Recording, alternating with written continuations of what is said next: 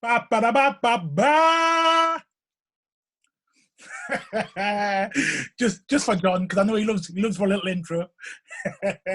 Hello, welcome back. My name's King Fred. I'm sure you already know that. I am a Vinyl Vandal, and this way, I'm John, and I am me. Nothing exciting. Below us, we've got somebody who I'll let him introduce himself as well. Hi, how you doing? Well, how you doing, guys? My name's Brent Suleiman, aka Cobra P.I. I'm a MC, DJ, and producer from Bristol, from the 80s crew Rapid Fire. Yeah, thanks for having me on, guys. Looking forward to it. It's our pleasure. Anybody who gives up that time to a couple of flipping, well, to four Geordie scumbags gets our vote anyway. You know what I mean? Because who are we? We're just some fans of hip hop. That's it, really. You know. So if you give up your time to come and talk to us on a winter's night, then respect to you. You know. So thanks for giving us your time. Okay. Yeah, no worries. I've got Geordie in my blood, so you know, I'm half Geordie, so it makes sense to be chatting to the Vandals, right? So tell us a bit about your Geordie blood. For those who don't know. My mum's from a little seaside village called Newbegin by the Sea. Okay. All right. Yeah. The road. A bit higher up, I think, maybe. Yeah. So I've spent a lot of my childhood in that part of the country. Okay. My dad was born in Kenya, so that's a slightly different story. So there's a bit of a mega mix going on in my family. Okay. But yeah, no, it's all good. So So your dad being born in Kenya, is that on the African side or is that on the white side of Kenya? So my dad was born in Mombasa. My dad's got Asian heritage, but was born in Kenya. So yeah, his father was one of the guys the top guy on the railways. So when they were building stuff, he was heavily involved with all of that. And he came over when he was 16, and joined the RAF and met my mum, and I think that's kind of end of story, really. Okay, nice one. Yeah. Well, just a shout out there to my stepdaughter Enya. Her dad is from Kenya. Okay, so shout out to Kenya as well. Not actually bloody watches these shows, but anyway. I thought I'd mention it anyway. Okay, thank you. With that in mind, we'll go straight into your first choice of the night. So before we start, all right, John, keep us right. Have you gone, just for the people that are viewing in, are you gone UK or USA first of all? Good shout. I've gone UK. I'm a big UK hip hop fan. Well, hip hop fan, but UK. And I've seen that quite a lot of people been doing US at the minute, so I figure I'll jump in with UK. Okay. Yeah, there's quite a lot. We'll have you back again for your USA though, so in a month's time we'll get you back on if you want to come back on. Yeah, it'd be a pleasure. Yeah, great. Okay. Yeah, 100%. And you've got 5, obviously, because it's our favourite 5. Have you picked them in any particular order? Have you just got them as they come? Yeah, they're in order actually. I'm going to go from 5 to 1 if that's okay with you guys. So 1 being the best one. Yeah. Yeah, that's okay. We'll like the best one last, so that's okay. Yeah. Okay. Yeah, I'll build up to that one. Okay, nice one. Okay, pick your first one then. Yeah, well, I think I said to you guys before. I actually think that the 5, it kind of picks itself, which sounds a little bit ballsy, I know. But I think there was 5 that at the time were elite albums for me. That the standard was just so high in the total package.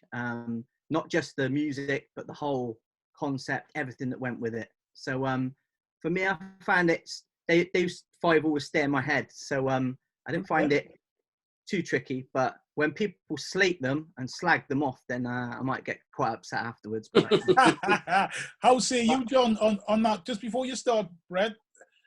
Yeah. How say you, John, on that? Do you say 5 picked ourselves, or do you think that's not true? No.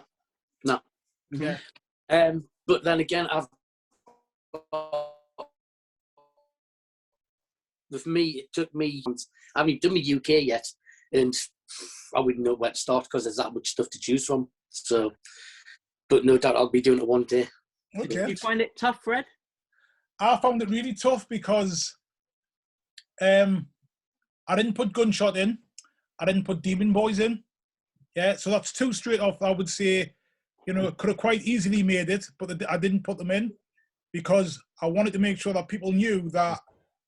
To me, that's just too easy. No disrespect to them. And anybody who knows me, John knows how much I love Gunshot. Do you know what I mean? And I quite like Hijack, not as much as other artists, but I quite like Hijack as well. They weren't in either, and I think people expected me to have that kind of stuff in there. And when I came with stuff like on mine, you know, and it's not mine to talk about. If you want to check mine out, go and check mine out. It's been done.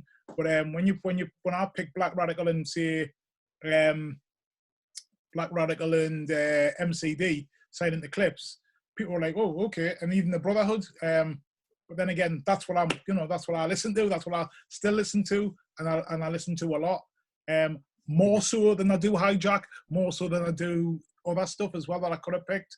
But you know, like Demon Boys and stuff like that. Although I love them, it's no disrespect to them. I just listen to them more, and that's what I picked it on. What I listen to more still now, you know. So right. Pick your first one. Pick your first one. Okay, let's jump in then. I'll go in the magic box of tricks. Okay, so this little bad boy here. Nice. You've had this guy on already. Yes, well, yes. Well, one of them anyway. Caveman, Positive Reaction. Mm-hmm. Well, what is there to say about this?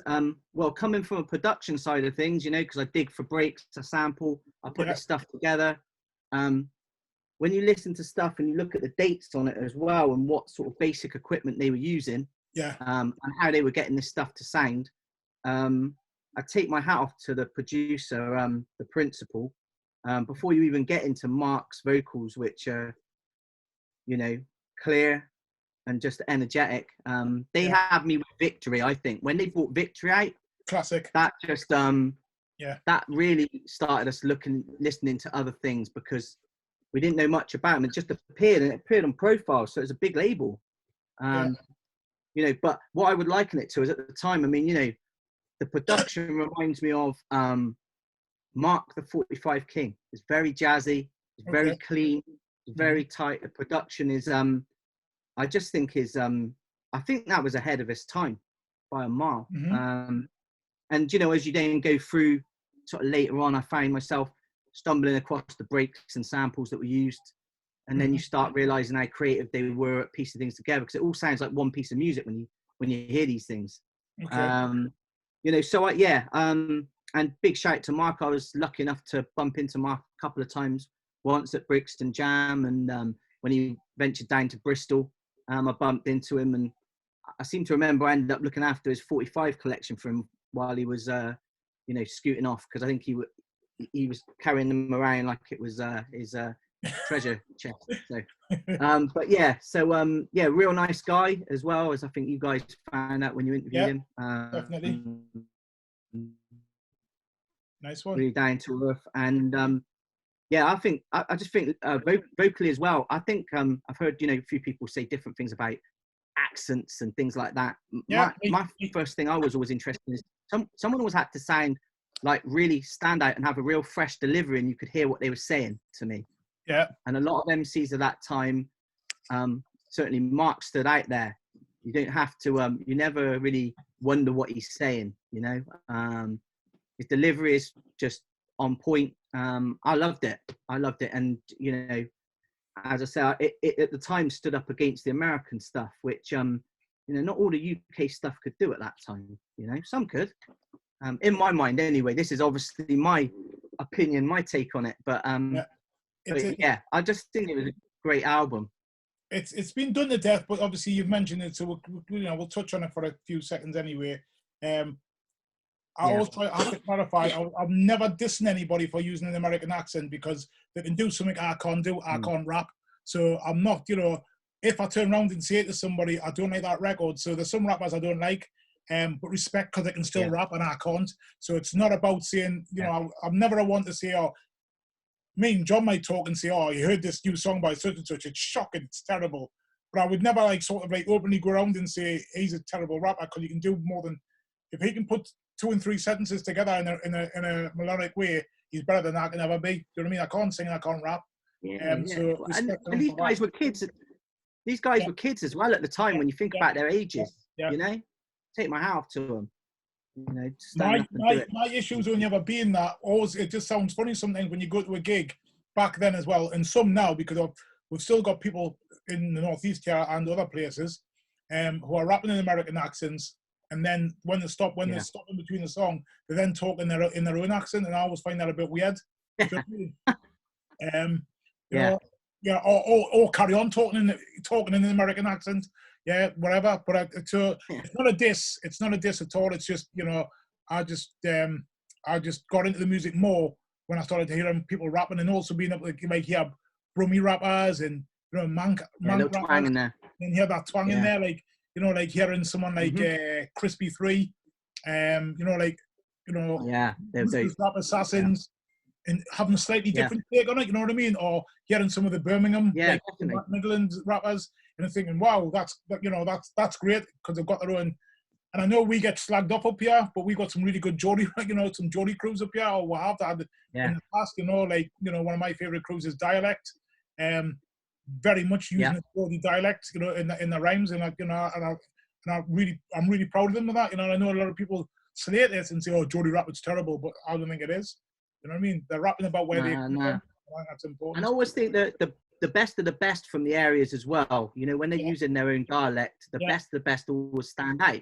So we have a crew in Bristol that are a kind of old 80s crew, kind of around the same time that the Wild Bunch were around originally, you know, and they went on to become Massive Attack. But they were called 3 PM, and they're to me, they've always stood out, and they rap in a Bristolian accent, and still manage to make it sound fresh, because I still think it's fine rapping in your own accent, but if it sounds like you're reading your mum's shopping list and it's like you're talking it, I still think it has to have a delivery, and I think a lot of those early guys captured that real well. And I still think the best of the best from all these areas is the guys that have the accent and the flow and the delivery, and you know, they stand out. But I'm with you. I take my hat off to anyone who's doing it, because it's not easy to get up there and stand up on a stage. No, definitely do it. So, you know, So respect to anybody who gets on there. You know, they do more than I could ever do, either behind the decks or on the mic.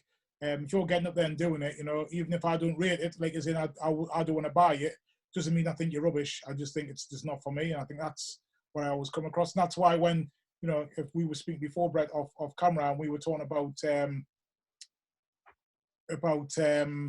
being youth workers and working with young people in that, you know, and when I'm working with young people in there and they're going for it, you know, I will show respect to them. You know, they're having a go, and you can never knock that back. You know, you can never have a go, and it's the same, like, you know, as we also spoke before about martial arts and boxing and stuff. You know, you can turn around and say, oh, he's got a glass jaw, or he's shocking, or he's this and that. He actually got on the mat, or he got in the ring. It's more than what a lot of people can do. So that person can get in the ring, or get on the mat, or get on the stage. Respect to them. You know, end of. So, John, what's the next question? 100%. What's your favourite track off that album? Oh, yeah, we've got that. Now, it would have been, if it was on there, it would have been the original Victory. But on here is the remix of Victory, which, although I think is strong, I'm going to go for, this is the one that was, I forget. You Can't Take It. Just the tempo of it, and it's got that kind of whining sample in it, a bit like the Public Enemy style, where it kind of grates on you, but in a good way. So that one, I think, because the drum programming on it as well is pretty intense. I just like the energy. I'm big on tracks with energy. You'll probably figured that as I kind of go through this lot, and US stuff is the same. It's the things that sound epic and full of energy just always grab me. So for that one. Cool. What about you guys? Have you got a favourite off there? I'm ready for me. Oh, yeah. The trouble with that album is, you know, and I'm not copping out here, but there's some really good, you know, like I'm Ready. What's that? Yeah, Victory's another one. Both versions I like, you know. Fry Like Fish is on that one as well, isn't it? It's over there. Sorry, it froze there. Yeah, are you both there? Sorry, it froze for a second. I just saw blank faces. So you're there. Yeah, you totally froze, Fred. Am I back? Yeah, you're back, but you keep on freezing. Sorry. Yeah, well, you just keep doing it for me as well, so I don't know whose it is, but keep freezing. The internet gremlins are at work again. We've had some issues recently with so sorry about that. If you're tuning in to them, stay with us. Sorry if it's going off and on. But we're one take wonders around here. We don't do different takes and different camera angles. We just do it as it goes. Okay? So, are you with us? Can you hear us, John? Yeah, good, Fred. Right, so yeah, thank you for that. Okay, with that in mind, you mentioned that you are from a crew. What did you say your crew was called? Yeah, so we were originally called Agent in the 80s, and there was quite a few of us actually in the crew. It was kind of a local thing, because I live about 10 miles outside of Bristol. Okay. So I'm just outside of Bristol in a small town that isn't that big, that small now, called Yate. But we had quite a cool little scene out here, and we used to travel into the centre of Bristol. So we got quite a lot of. We had quite a rugged scene out here, even though you would never have thought it. You know, but then I think there's pockets like that all around the country. Yeah. You know, so we had another rapper that rapped with me called a guy called Retna, who actually went on to feature on it was Skits' first album. It was Countryman, I think, is the album. So we used to rap together, and then we kind of went off in different directions, and the 20 strong crew became 3 or 4, in fact 3. And also at the same time we had the name Agent. We liked it. I mean, we were like 14 years old, you know, we were youngsters. And we liked it because it sounded like hijack. That's what we were into. And so, and then bizarrely enough, and I've spoken to the guys about this as well, but we then came up with the name Rapid Fire. And then about a week later, I remember we got a copy of Hip Hop Connection in front of us. They had this crew from East London called Gunshot. And we looked at it and we were like, oh, we can't. Oh no, and they already had records coming out and stuff. And I've spoken to Mercury about this as well, because I was fortunate enough to meet him and talk it through with him. And he said, you know, he liked the name. He said, why don't you guys just continue and run with it? So, you know, we did tapes at the time. We were so young, we just didn't have the equipment. You know, we were borrowing equipment. So we used to rap over other people's stuff. And you know, round about that time, I was fortunate. At 15, I was in the UK rap finals. So it was the year that Big Ted won it. I missed out on getting to London.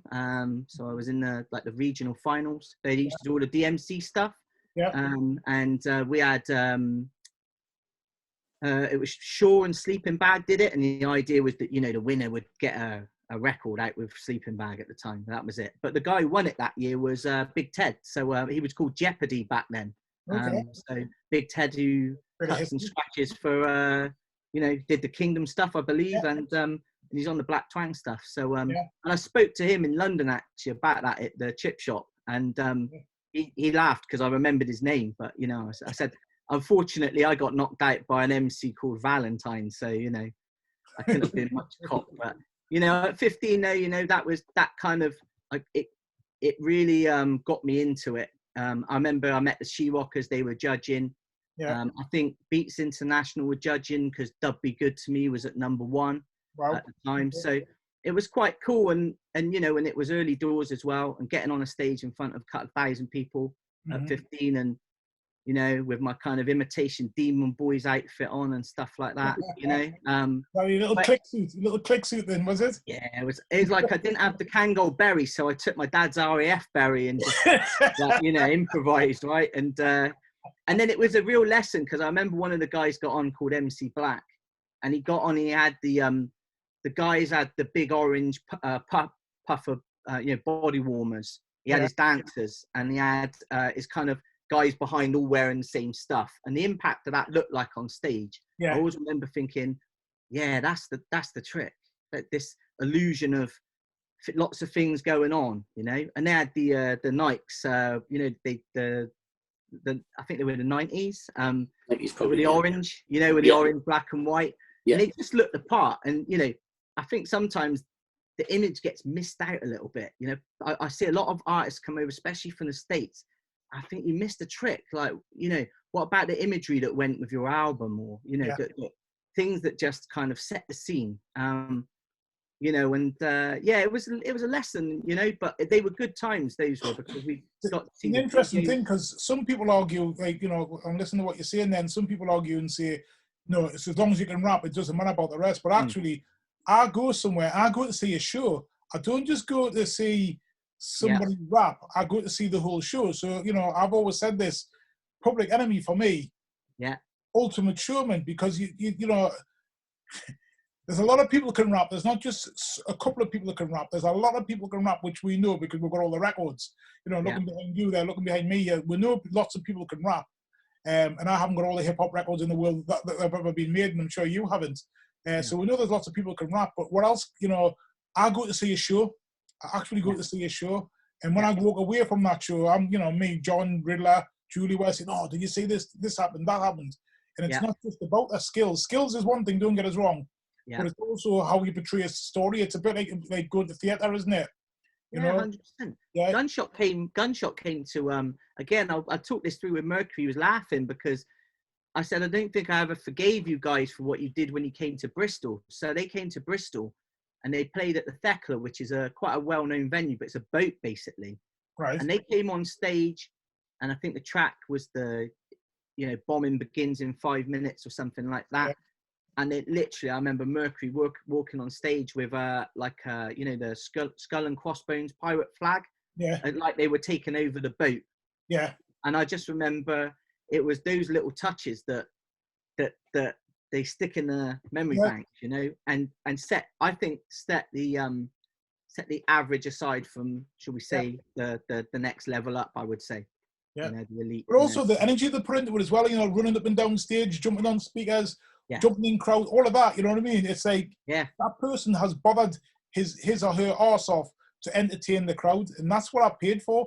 I haven't just paid for somebody to stand on a microphone still and rap for an hour and then walk off. I haven't paid for that. Definitely. And they're not looking for the door, those guys. You know, there's some people that they're just like, how short a set can I do and get out of here? But you know, those guys, I've loved this. It's something I've always said. I remember one of the things that got me into rapping was the story of, I was just blown away by the story about Comanche Sly throwing the money into the crowd. Right. That always stayed with me, that he won a competition early doors and then just literally got up on, just threw the money into the crowd.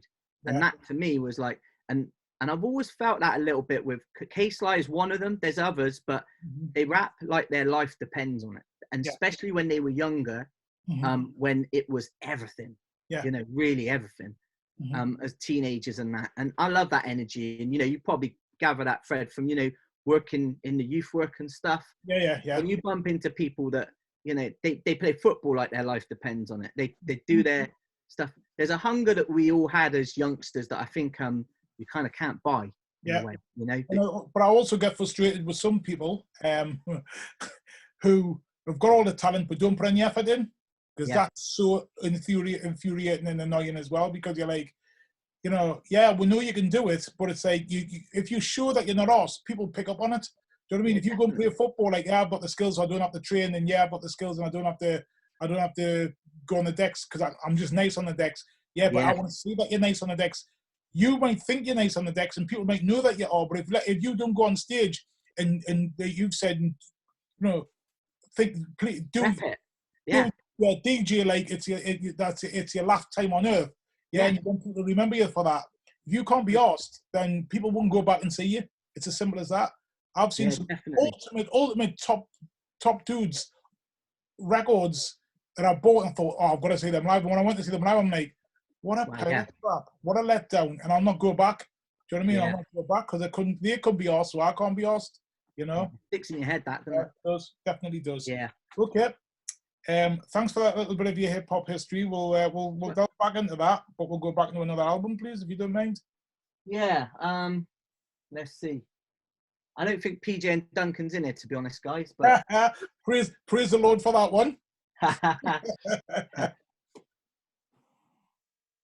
Okay, yeah. All right. This little bad boy here. Well, what can I say about this? I did have a little read on it just before we came on because I seem to remember there being production by Sparky on it. So it's London Posse anyway, Gangster Chronicle. Yeah, I just was wondering where some of the production was. Again, I remember there being a few interesting twists, and I knew Sparky had worked on it and No Sleep Nigel had engineered on it. Yeah. But it was quite interesting. There's a few little twists in the form of DJ Devastate co-produced one. Never noticed that before. No, and also one of them I think is mixed by the Twilight Firm, so that's the full team of Devastate and his brother, and forget the other guy's name, but yeah, the Twilight Firm. So yeah, I never picked up on that before, that there was a little link with Demon Boys and never knew that at all. Never even checked that out. And I must admit, I did buy the version which they brought out, which had the extra tracks on, and I remember thinking at the time that I think that there was some really quality tracks that didn't end up on it. Well, was it not the other way around? Was it not that came out and they should have brought the second album out? They didn't, so they just put that onto the extra. Ah, well, I didn't know that. Yeah, they were supposed to bring a second album. The way I've heard it anyway, I might be wrong, is that they were supposed to bring a second album out. They didn't. And that's what we heard. And then years later, they just said, right, we'll just stick it at the two. I've got the album when it first came out, and then I've got the extra tracks on a CD. Yeah, that's right. That's the Yeah, and on the CD, they've got the extra tracks on as what should have been very interesting album. I think that's what I've been told anyway. I like that, Fred. I like it when someone chucks one of these in the mix. I might be wrong. After this, I'll probably get a load of phone calls and messages of people saying you're wrong. Someone will know, right? Someone will know. But yeah, I just remember these guys. I bought the 12-inch, which was London Posse, and then the Beatbox Reggae Star. I think it was about 87. They're coming up the escalator, I think, from memory, or bridge or something like that. And I sort of remember seeing Sipo, and before Bad Meaning, the Bad Meaning Good, whatever it was. Good, before that, I remember seeing him on Get Fresh with Gaz Top and Big Audio Dynamite. Without a doubt, yes. Yeah. So that kind of stayed in the memory banks. I'm sure that came out before that, but anyway, I remember seeing the record, and I just was like, I got to jump in on that. London Posse, that sounds interesting. And I remember because Barnett was called MC Roddy Rock then. We came up. Roddy Rock was Rodney. Yeah, that's right. Yeah, Roddy Rock. Yeah. And I remember thinking that was quite interesting in itself. But I just thought it was dope. It was the breaks on it from memory. I think it's got a few of the drum breaks from the meters and things like that. I was into that, and I just liked it. It was a good sound. They were kind of, Rodney, I think, was rapping still in a little bit of American twang from memory. But that, and Barnick was going all in with the Jamaican patois. Yeah, he was going all like Yardie. So, but it was great. And London Posse is the first time you saw something which was kind of saying, UK, like shouting it. So, I was into that. And then bizarrely, Money Mad passed me by. I can't remember for what reason. Someone else bought it. So I remember listening to it a little bit later on than it came out, really. And I was just well into it, and I was a bit annoyed I didn't grab it. I did grab it. It was on the Justice label. So, but yeah, I think they just effortlessly do this. I remember when you check out Barnick's sort of comedy bits and bobs that are very UK, you almost, if you're from the States, you wouldn't get it. Yeah. And I loved the way he pieced things together and bounced off Rodney as well. I just love that. So I think it's an obvious one for me, because I think that they were in the elite, I think. And I think there was a real competitive, what I would say with all of these top five, I think there was a competitive element between the crews which was good. It was a healthy competitiveness that I know there are some that just didn't get on at all. I know, I know of that, but of these 5, I must admit, I think there was that healthy competition. It was like nothing wrong with that at all. And also, I think for me is like, what's the best way to describe it? Everybody wants to, when you're so young as well, everybody wants to make sure that they're the one that's sort of like breaks. So, if somebody's seen to be getting a bit more limelight than somebody else, and then also you've got your crew, so they're all from different areas of London as well. When you've got your crew that are supporters, like, if you're from North London and then you're going up against somebody from South London, like London or South London, of course there's that rivalry, there's that added rivalry anyway. Do you know what I mean? You might all meet at somewhere like Covent Garden or whatever it is, or Battersea Park, but actually there's still sort of that like rivalry because of you've got your fans who are also egging that sort of rivalry on as well, aren't they? Like football. Yeah. Like football. Yeah. To be the best in your ends, that's it. Surely. Even back then. Yeah. Best in your ends to go against the best in another end. Yeah. So when you've got like you've got London Posse South and you've got say Demon Boys from the North, like top and that. So of course you're gonna have that. Yeah. Hard Noise South London, Hijack South London. So So definitely. So I guess you're gonna ask me what my favourite track is. Yes, John's there, ready, poised. He's like, when's this guy gonna shut up? Okay, so so I think we all know that Money Mad they were well known for, but on here I must admit the one that jumps out at me was always Gangster Chronicle, the title track. Ooh, hot track. I put that on a loop. They sampled Courtney Pine on I think the track's called Sanity from memory, if you want to go check that out. Right. And as soon as you hear it, the fact that they turn that into such a kind of crazy, sinister thing, very sinister, isn't it? Yeah. I always call it, it's a prowler. It like prowls, doesn't it? Yeah. And the subject matter, some of the stuff in there is, I think it'd be very sensitive for people's ears now. But back in that era, there was this kind of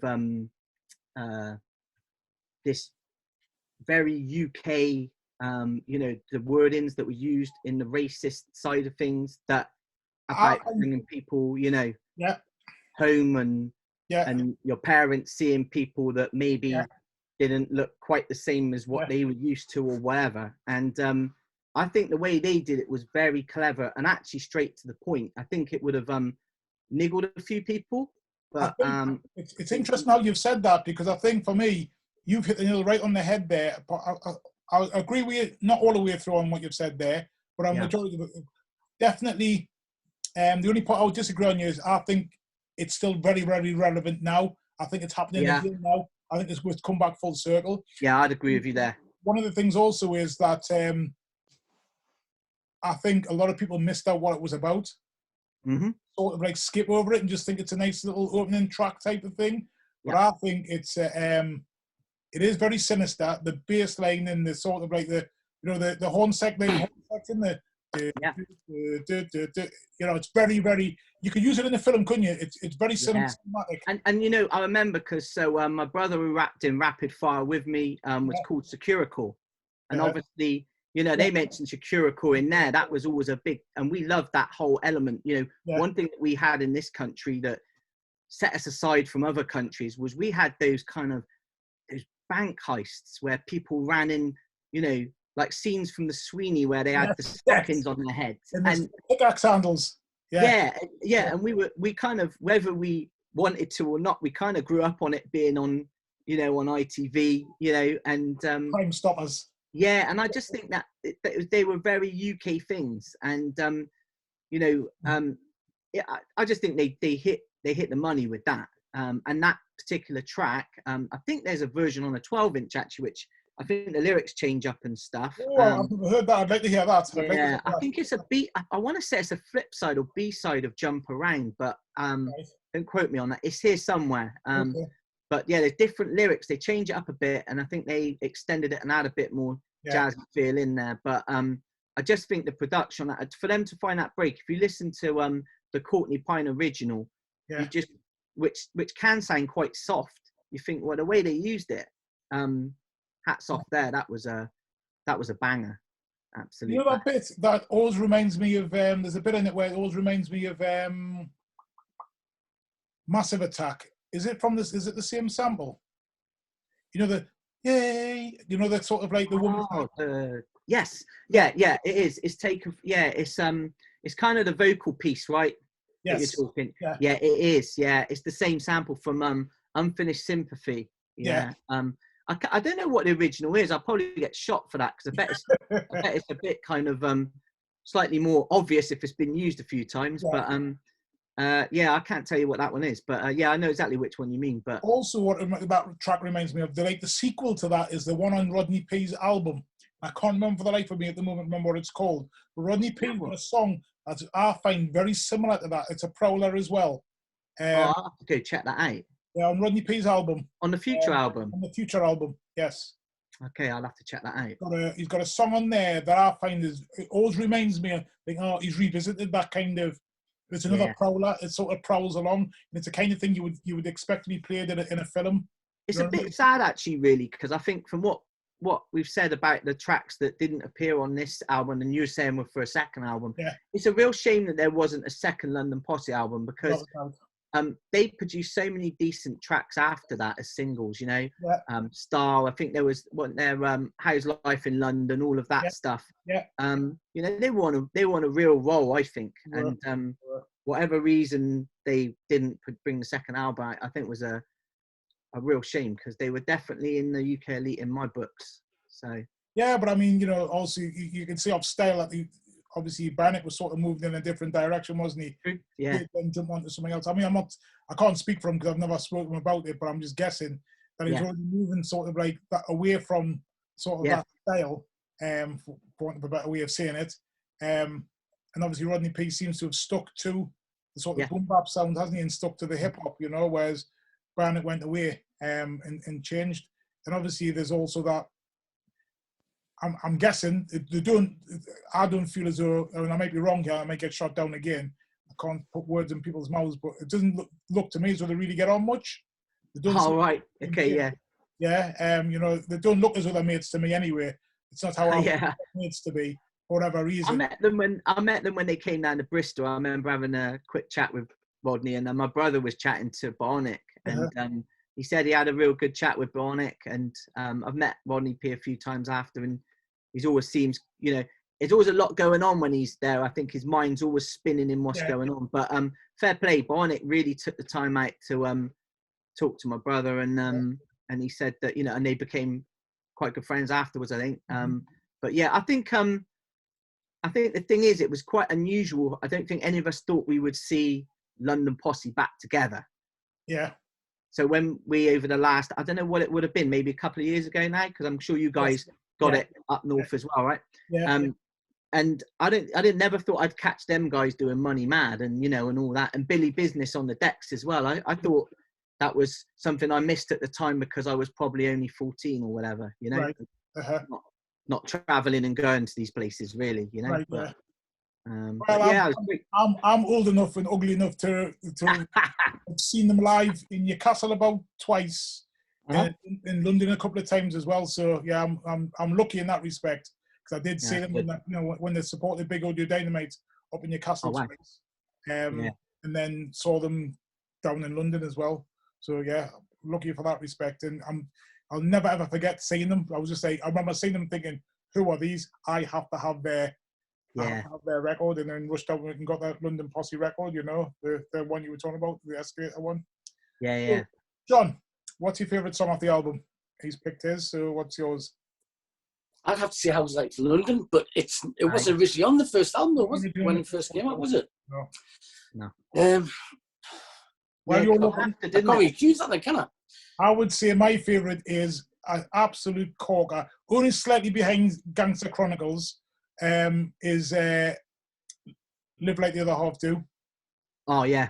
Yeah, I absolutely love that track, mate. I just think it's the perfect blend of hip-hop reggae style. It's blend. Yeah, definitely. Yeah. I'll tell you one thing that's worth mentioning on this again, guys. The one thing I think, you know, when you look at the front cover, it was the concept. You know, I'm a graphic designer, so I kind of do look a bit deep at these things, but it's like they had a whole concept and feel, you know, that Gangster Chronicle was this newspaper. And again, it's so easy to just put something out now that just has your name in a funky font and a whatever. And I think that they really sort of thought that through, and the spinning newspapers, you know, that's kind of hitting the.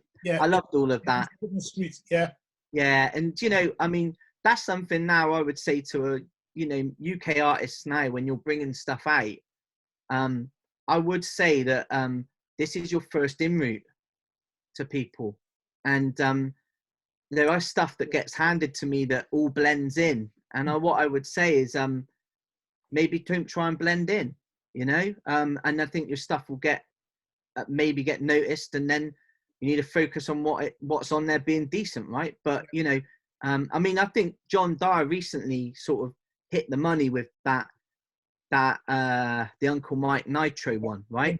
So whether you love, hate it, think it's amazing or whatever, it doesn't look like anything that has come before, and it will stand out. It does, and it smacks you right in the face, doesn't it? Yeah. I mean, I like it because it's so original that to me it'll stand out on a shelf when you're giving it. Your people will be like, you know, I actually remember having a conversation with John Dyer when it was at the stage where the cover was black, and I think he just had the horse image because he was doing some work for me on something else that we were talking about. And he said, you know, I'm doing this thing here, you know, he hadn't quite. I don't think he had that creative spark at the time that he got in the end with it, which was amazing to sort of see him do that. Really, you know, he's such a creative guy. Big shout out to John. He's a good guy. Oi, John, you still owe us a favourite 5, you snide. We're still waiting. Okay. Are you decided yet, John, or shall we move on? You know what? I forgot to check. We'll move on. I'll say Gangster Chronicle as well. Okay. Yeah. Desperate to know, while we're talking, John, will you look up Rodney P.'s album and look at some of the songs names, and we'll come back to it, because I'm desperate to know what that song is. I can't remember what it is now. It might remind us if you see the name. What was the album called? The Future. Rodney P. The Future. He's only had one album out. He's supposed to be bringing the second one out, but you just reminded me, actually, that's one I don't have on vinyl. It's on the Low Life label, isn't it? That's one I need. I've only got CD, to be fair. Like. Same here. Yeah. Which track were you? Do you want me to read them out?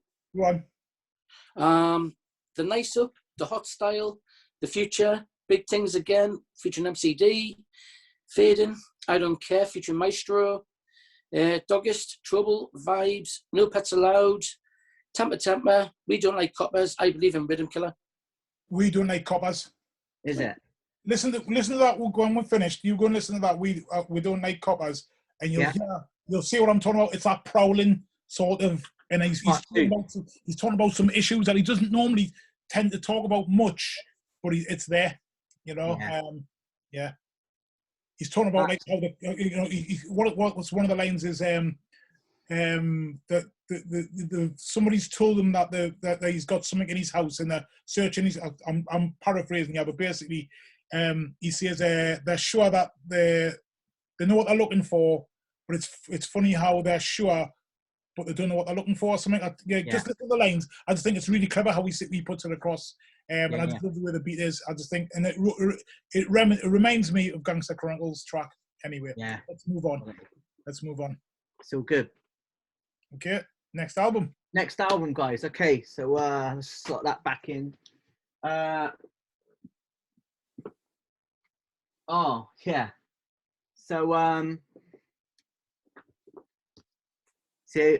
I think a lot of people are going to find these obvious, but I'm hoping that I can put my slant on these, because you definitely are. So Recognition by Demon Boys. Mm-hmm. I remember having the T-shirt from Music of Life. I remember it being my thing. I modelled what I was wearing on the fashion that they had, and you know, the whole shooting match. I remember the diamond socks, the wallabies, and you know, and the jeans being all pin rolled and all that stuff. Yeah. And what I liked about the Demon Boys is actually they crept up. So I'll be honest, I bought this record secondhand off my friend, but at the time So he was one of these guys, he'd just go in with his parents and they'd buy him a record, and then by the next week he didn't want it. That type of guy. He played it to me, and I'm probably going to get shot for this, but I wasn't that keen. Nothing on the first play, honestly. And so I didn't think I was going to buy it from him. And then a week later, he was like, "Oh well, I don't want it now. You know, I'll buy it." I remember knocking him down because I don't know if you can see this, but that's side A there, but I've had to write this side B on there. Oh, so the labels are all flipped round the wrong way. That may be worth some money, that, you know. Well, I think that means on Discogs it's probably worth £1 million or probably 1 penny. It's had a bit of wear, to be fair. So yeah, but anyway, I bought it off him. Thanks for that, Ben. And I loved it ever since. It got put on tape and it was in my Walkman the whole time. There's a sound to this album. It's a bit of a one for the techie bods, but if you've got a set of cans on, if you've got a set of headphones on, you certainly will notice it, probably more than on speakers, that it's just got this it's got this warmth to it that I put down to the Twilight Firm's production. And there's a very good documentary actually on YouTube, I think. I've watched it, yes. And it's really good. And I can understand how they got the sound that they did because they did a lot of pre-production at home. And they bought the similar, they bought really decent speakers. And, you know, with the first checks they got, they were literally setting up at home. So all they were doing when they went in was re-recording the vocals. Yeah. And they had all of this down. And I seem to remember somewhere that I think I seem to remember Supreme was quite from Hijack was quite, you know, not envious is probably the wrong word, but he loved the warmth, the sound of what their records were getting. Yeah. At the time, and obviously they were label mates. But yeah, I just love it. I also think, you know, again the cover, you know, they're sat on the Sierra Cosworth. Every young man's dream. Yeah, I think it's a Cosworth anyway. I hope it is. And again, what they're wearing, and I think what was going on at the time, that was really that ragga look that started entering into UK hip hop. Yes. You know, before the likes of Alkaline and Gunshot, and you know, before a lot of our other MCs and artists were doing that.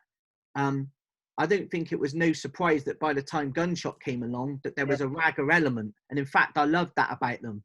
Yeah, you know, I think, you know, if you went to somewhere like Notting Hill Carnival in North London, or if you went to Brixton on a Saturday afternoon, that's what you saw people wearing. They were all wearing them. Do you know what I mean? Yeah. Funny enough, actually, Fred, a friend of mine was his family were from Hackney. Yeah. And so I remember going to his birthday, and when we got there, it was literally like a Yardie dub bash, yeah? And I remember because they were like, "Oh, well, you rap, so you get on." And it was all a little bit intimidating. And I remember getting on and having to, well, toast, really, to chat and do toasting. I mean, it was wicked. I mean, you know, my ears nearly got blown off, but that was around that time as well. And I just think that that was kind of like a sound, quite a cool UK sound at the time. There was quite a good scene with, you know, with all of this. So yeah, I love it. I know what some people are going to say. What about the second album and stuff like that? Maybe you, Fred. I don't know. I like that album, Brian. Nobody should be shocked to know that I play the second album a lot more. Yeah, I actually think that it could almost be either. The only reason that this tips it is the Twilight Firm production, and they weren't present on the second one. I don't know, you know, but yeah, I love both albums. And one thing I do want to say is also the way that they flip up so even when you know what samples they've used on it, the way that they chop them up and use them on the drum machines, and you know, when they're putting them on pads and pressing them and doing little triplets and stuff like that, the way they produced this stuff, when you look at what date it was and what they were using, was just way ahead of its time. And you know, even when you know what they sampled, you'd struggle to get that same sound with what they did, you know. So yeah, I kind of Yeah, I haven't met any of these guys actually. I've met sort of quite a few of these cats, but I haven't met the Demon Boys guys. I've had a few conversations with Devastate. He always seems a nice, cool guy. But yeah, I do. I think there's and also, you know, the other thing is, guys, it's got 9 tracks on. Yeah.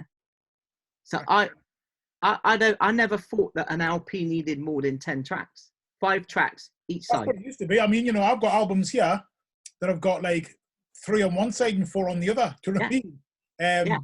But it's still quality, you know. Definitely. Yeah.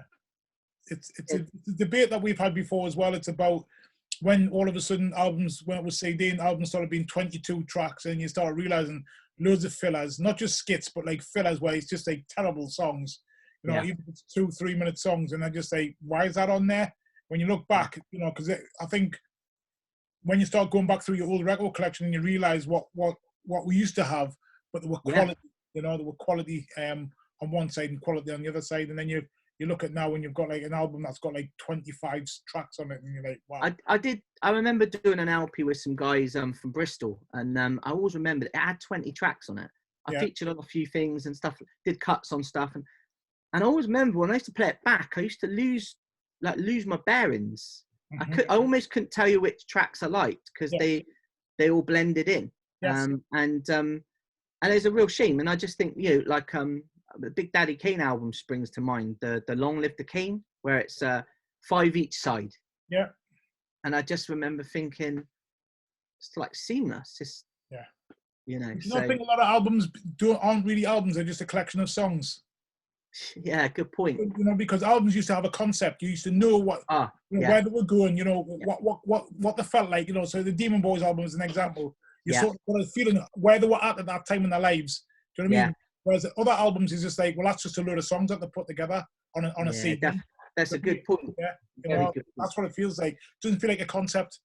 It goes back to that concept thing of having a concept for the whole project. Yeah. And before you kind of go down, rather than just being, we're going to produce a track and then we'll go produce another one. Yeah. You know, I think they're missing a trick there, some of these guys. They are as well. Yeah. Yeah. Okay. What's your favourite track? Yes.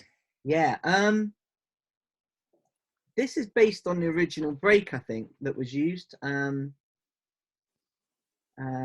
want to say a South Side something, but okay. I'll go in with Rougher Than an Animal. I like my fast up-tempo stuff. That's the stuff I used to like rapping over. So I like, so You're Gonna Kill Me. It's not, I've decided it's my favourite, but the other track on that, I think, at the time, that, at the time, I think as a single before the album came out, that I think helped them pave their way with this, was I think that Vibes had done its job on the 12 before this come out. So the reason I'd go with Rough Than an Animal is because we'd already heard Vibes kind of thing. Yeah. So, you know, but you could probably, on a different day, you could pick anything on here as being a rough cut. There's not I don't think there's not one I skip, which is normally my telltale, you know? Yeah.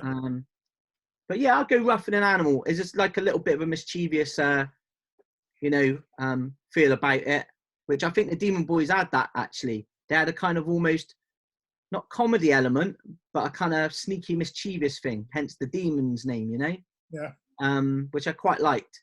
You know, they didn't have to sort of get too nasty and gritty, you know? It was kind of bit of a fun element in it still, I think. So, yeah. I always remember, obviously, I think I've mentioned this before on here, when they brought, I think, the second album out and it got reviewed in Hip Hop Connection, and Hip Hop Connection, I can't remember which journalist it was, but basically slagged them off and was slagging off, what do you call him? Mike West, aka Rebel MC, slagging them off. Yeah. That you've turned them into something else. This isn't hip hop. This is something else. And I was like, whoa, it's mint. Whatever it is, it's mint. I don't care if it's not hip hop. To me, well, here's one for you then, right? How do you, if you had to put the track "Dat" into a genre, what is it then? Yeah, well, because it's so fast. Yeah. And it kind of, the rhythm on it is kind of hip hop, but not hip hop. Yeah. And I know one thing, it sounds amazing to me. people say it was one of the starts of what you know as jungle and drum and bass. So yeah, 100%. Yeah. There's a track on there called Junglist, I think, from memory, isn't there? Yeah. You know, but it's strange that you say that about the disc from the people reviewing it, because production on there came from DJ Pogo, Cutmaster Swift. When you look down the line of producers, it's like all top brass. Yeah. So, hey, you know, some people can be fickle, right? Yeah, and it's just like, for me, it's, you like it. If you don't like it, move on. You know, that's just like, we're looking at it, Fred. I loved it. I absolutely loved it. You know what I mean? I was just like, whoa, what's this? And I remember obviously going down to London and just hearing, you know, cars going past and just blasting that out, going to parties, and you know, with my cousins and my sisters and that, and just like what is this? You know, and then then years later I found out it's got a name. It's called Jungle. You know, when it went to its nth degree, I'm not talking about that. I'm just talking about the sort of like the start of it was you could start to hear this music coming out, and nobody had it was still getting classed as hip hop. And then obviously they were already experimenting. They were experimenting with reggae tunes, and that had already been happening. You know, with speaking about London Posse and all of that. And obviously the people who had their sound systems with the big speakers and everything and the mics, and going to Notting Hill Carnival and all of that was the reggae dudes. So obviously they were going to get on the mic and try and do what you said you did. You went there and you ended up having to toast. That's what happened, because they were the ones, you said you didn't have the equipment before. These kids didn't have the equipment either in London. And the only people that had the equipment was the big rastas. They were jumping on those speakers and having a go at the youth clubs, at the community centres. That's what they were doing, you know. So, you know. It's a sad thing, actually, Fred, because I think that the demise of some of the youth clubs, I think has really stunted what happened. So we didn't have money for equipment, but we were encouraged to go to the youth centres and use what they had, even if they didn't have the best stuff. And then we'd find that they'd help us put jams on and stuff like that. And then the next year, surprise, surprise, they might find this little grant of money from somewhere. Yeah. And then you can start piecing together, you know, I pieced together a few studios for the youngsters. And I say youngsters, young people, but and I think it's sad, because I think a lot of UK hip hop actually grew up out of youth centres. So there's a story, I'm sure there's a story with MC Mello and Moni Love and the Just Bad Guys and, you know, crew and stuff like that, that they would go to a youth centre and then they'd meet people. I'm sure that also Mercury from Gunshot said that there was some type of battle between them and another group for the name of not Gunshot, but it was, I want to say it was First Down or Sudden Impact or something like that. But and all these things happened at youth centres. Of course they did. And you know, at quite an influential age as well. So I think it's quite sad, really, that there's not any value put on it, because you know, we'd have guys that when they would come in, if they weren't doing that, they were breaking in through the windows of shops and stuff to get stuff out the roofs and stuff like that. And you know, drinking, because the things that were going on in the youth centre weren't really they weren't really grabbing them in. But what I did find is when you did grab them in, whether it was doing a graffiti or spray can art workshop or breaking, you know, workshop, or I used to do the DJ workshops with them and MC workshops. We do like freestyle ciphers and all that type of stuff. Yeah. And the rooms were packed. Of course, they were packed, full of people. You know, I think you only have to look at grime and see where grime came from. Grime was coming from the youth clubs. Do you know what I mean? A lot of it from the youth clubs. One of the only places where they had the equipment, even if we were using PlayStations that to make the music on, you know, and computers and stuff. It was in the youth clubs where they could go there, and also interesting. You know, a lot of young men, especially young men, I'm not discounting young women, but a lot of young men like to brag and boast. And if you can get on the mic and be the best and be nice on the mic, and give a bit of friendly competition. Do you know what I mean? And that in that sort of like area, they have a cipher, even in grime, where it's like, oh, pass the mic here, let me spit my bars. There's a healthy competition going on, and it's also being controlled by youth workers. Yeah, it can get too out of hand and too violent. Yeah, definitely.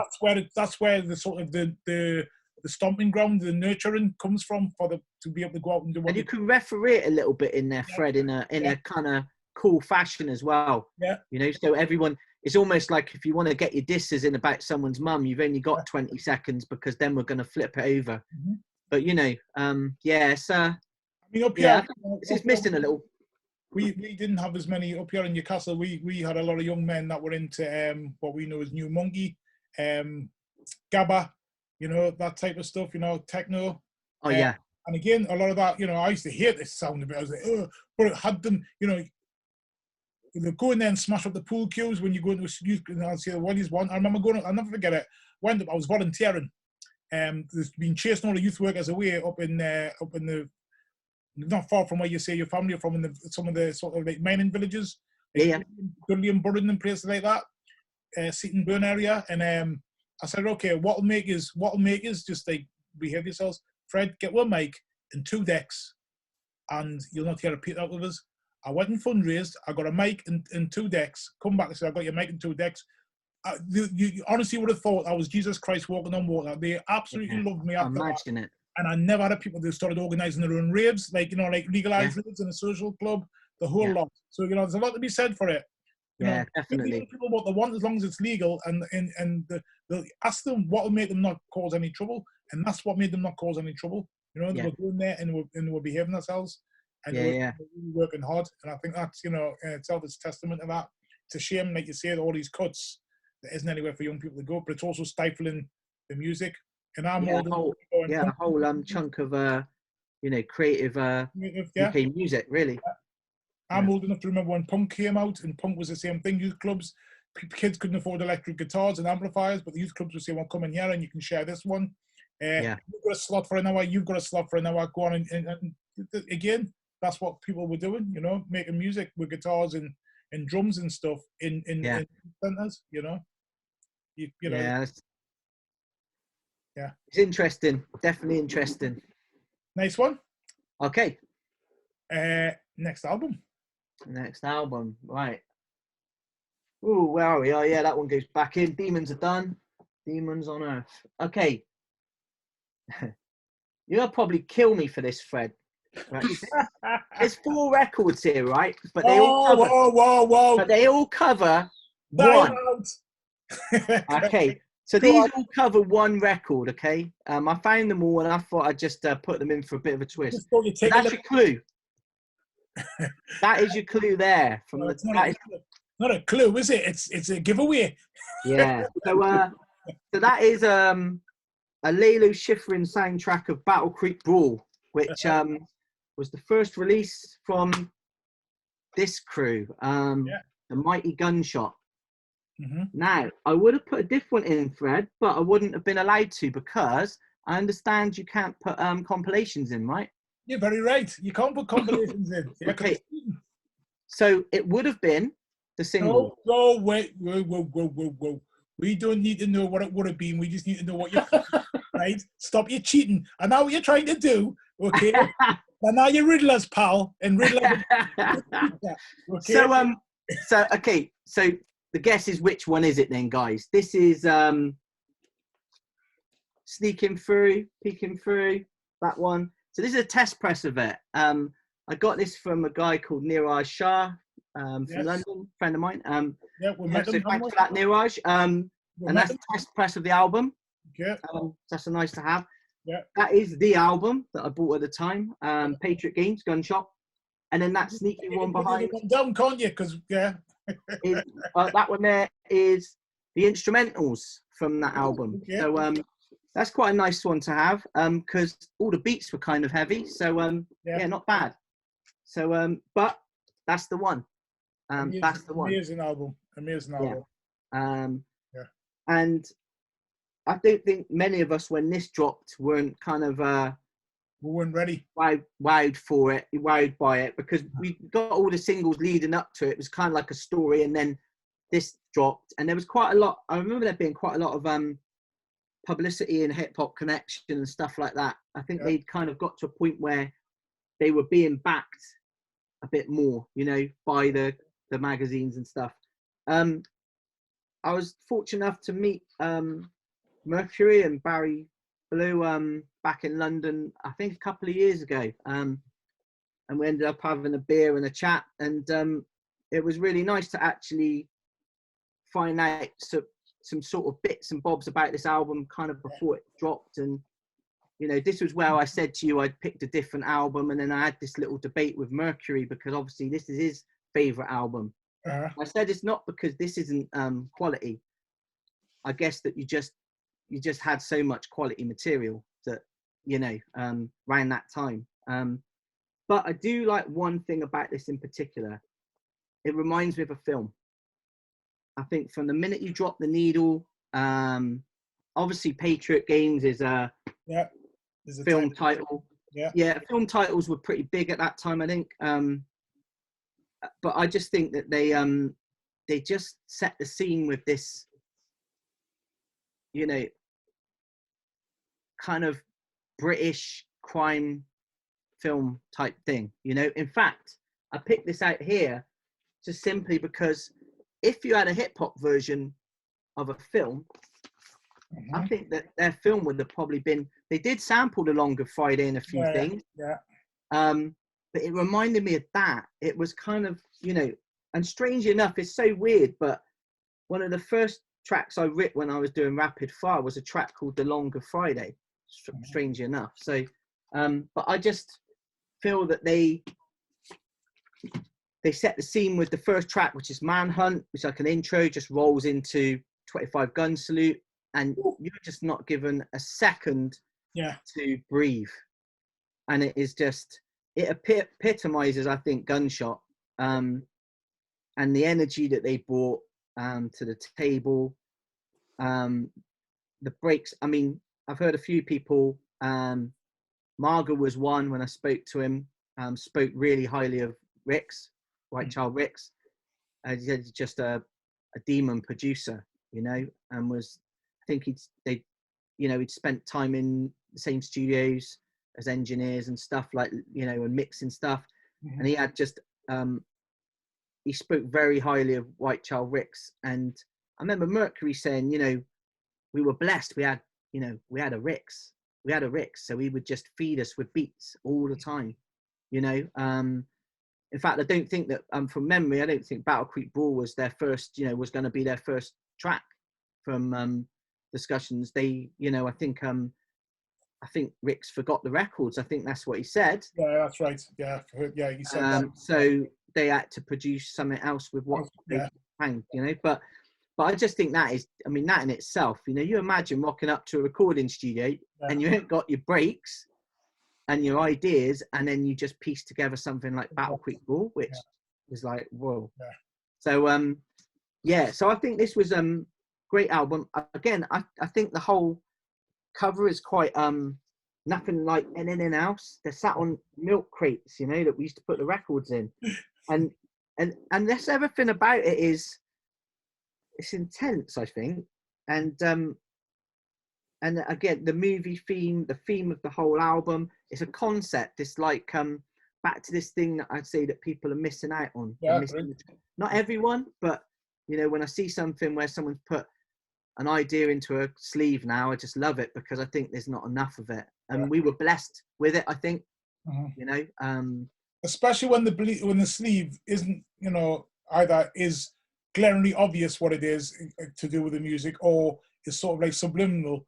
But as long as it's sort of like linked, I just hear when, just like you said, like, you know, like, that's a nice Photoshop of me. I'll just stick that on the front cover because I look like a model. But it's got nothing to do with the songs on the album. It's like, well, what's that about? You even get it with the videos now, I think. The videos blend into each other because it's all one guy walking down the street with a couple of mates or whatever. And I'm not saying that that's wrong. I'm just saying that you get so much of it now that one thing blends into another. Or if the guy is walking down the street, how's that linked to the music? How's that linked to the concept of the album? That's totally, because, you know, because to me it should all be cinematic. That's what I've tuned in for, you know. And if it's not, definitely. I mean, one of the things I meant to mention on all of these actually that I picked out, even Caveman, but the other thing was these guys all had logos, you know. These guys had logos that were like, you know, I've got my Demon Boy t-shirt now, and that's an iconic logo. It doesn't look like anything else. London Posses was the target. Right. They're the ones that are the biggest disappointment to me. I thought their logo was weak. London. Yeah. Did you think that it looked like it was from a different genre, just out of interest? Yeah. I've always thought it was weak. Do you know what I mean? it, you know, it doesn't reflect London Posse. You know, again, it's their thing, but I just thought, what's the gunshot got to do with you? Like the target thing. It's more apt to be on the gunshot thing than it is. Yeah, definitely. Yeah. Well, there's that little Securicore link we were talking about, Fred. Yeah. Well, there is. But obviously, it's Chronicles and all of that, so you can argue that. But it just, I'm very much on the sort of like, you know, like when you're wearing a T-shirt and stuff, when you know, certain ones like Public Enemy's one, you don't have to have Public Enemy written on it. You know what it is because it's strong. Yeah, 100%. Yeah, you know, Nervous Records, what their logo. Oh yeah. You know what I mean? Things like that always grab me. You know, like Tommy Boy's one. Yeah. Def Jam. You know, even though it says what it is, but it's like, you know, when you see what it is. You know. Yeah, definitely. I think that's definitely. Another big shout on that one actually. To you, I think you can see it in the background. That artwork from John Dyer. That again is just amazing, but it's just a great piece of artwork. But it's great when you see it next to that. And I won't grab the T-shirt, but you know, the T-shirt with the black with the yellow on. Yeah. I just think, you know, well thought out and executed really well. I like their music was. Yeah. Logos, whatever the logo is, even not just in hip hop, logos and the imagery is a big thing with me. Do you know what I mean? I can be put off by something if the font speak. I'm not even an artist. I can't draw it to save my life. You know, I'm lucky if you see me draw a pin man, but I am very much on sort of like logo and imagery. I think it's very important. It's got to be really strong. You know, otherwise I've lost interest in it. You kind of know what you like, right, when you see it. Yeah. What about you, John?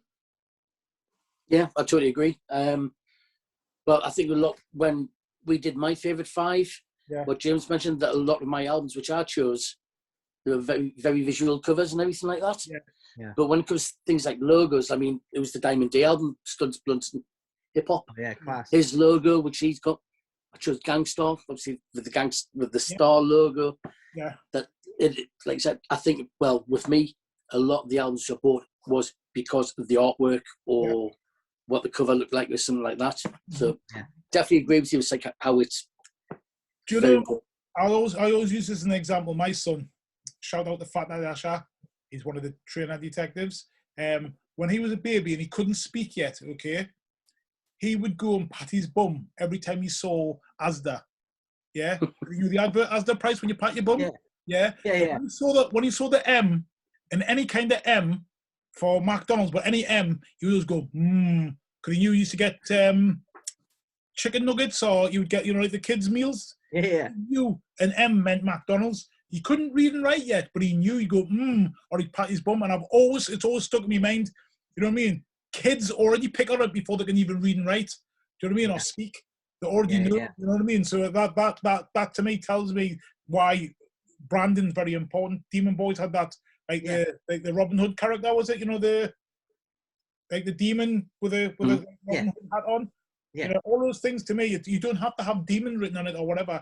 You just have to have a strong logo. Strong logos are definitely. You know? Yeah, even the labels, you know, you think about it. I shove a label in front of you for Music of Life, you're going to tell me what it is from distance. Yeah. If I shove a lime green label in front of you, you're just going to go, oh, okay, which one of the Cold Sweat releases?